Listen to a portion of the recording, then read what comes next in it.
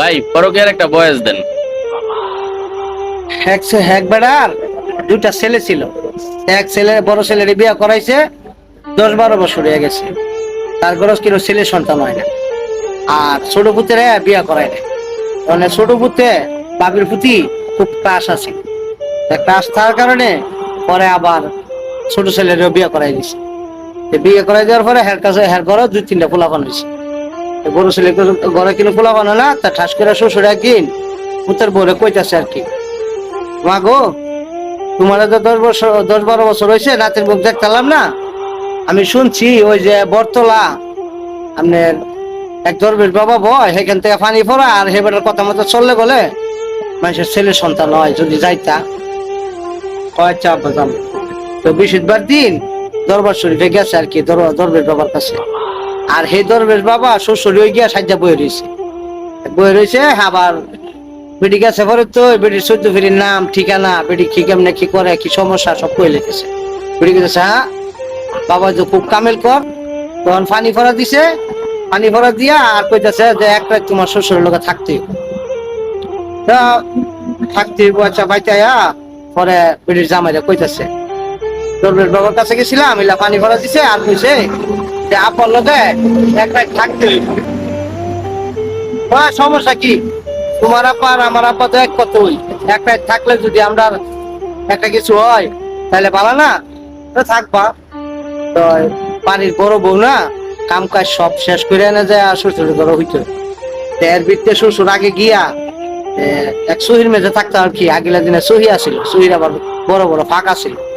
হ্যাঁ ভাবছে কি যে বড় বউ দায়িত্ব আছে, যে এর ভিত্তে যন্ত্রটার একটা শান দিয়ে নি, এই সহির ফায়দা এর যন্ত্রটারে শান দিতেছে।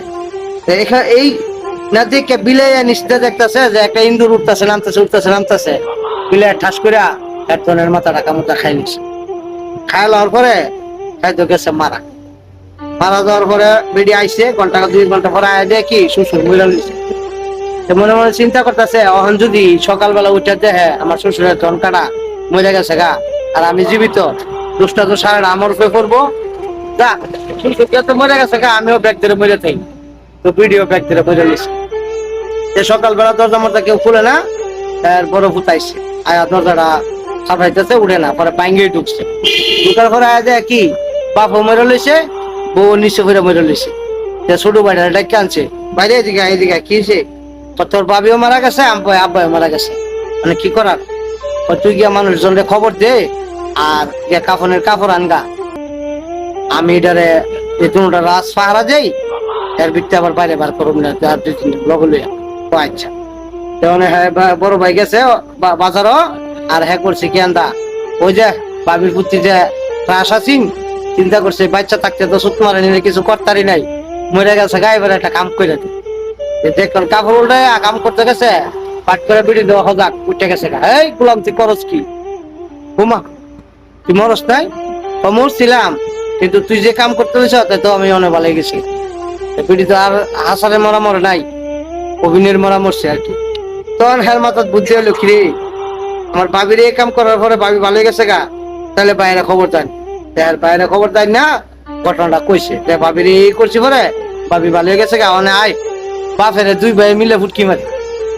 তখন করছে কি 2 ভাই মিলে বাপের ফুটকি মারে, কিন্তু বাপ আর ভালো না, হ্যাঁ তো হাসারে মরা মরছে। এর জন্য কই কেউ ওই পরের বউর দিকে, পুতের বউর দিকে লোভ দিও না, যদি দেও তাহলে লাস্টে ফুটকি মারা গাও খাইয়া মরবা। আশা করি বুঝতে পারছেন।